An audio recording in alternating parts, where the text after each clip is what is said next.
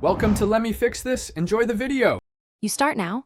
Identify the connector type and pin out because mismatched pins cause failures. Once confirmed, power off and verify 0 volts with a multimeter. Safety first.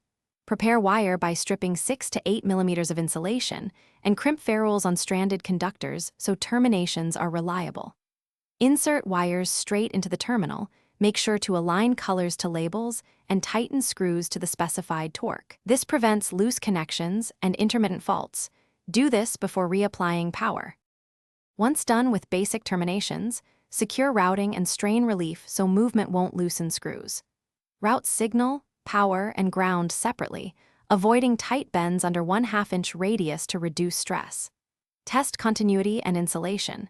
Verify each pin goes where it should and that no shorts exist between conductors. Configure device settings that depend on connector mapping. Make sure to save or lock configurations and annotate labels or wiring diagrams so future troubleshooting is fast and accurate. Power up carefully.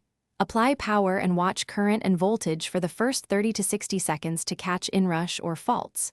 If something goes wrong, make sure to isolate the affected section and recheck screw torque and pin assignments. Many faults are mechanical.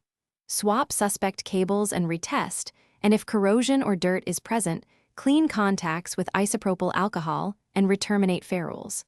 Finally, document the fix and run the full functional test to confirm the system is stable before returning to service. Thanks for watching. If you found this helpful, don't forget to like and subscribe.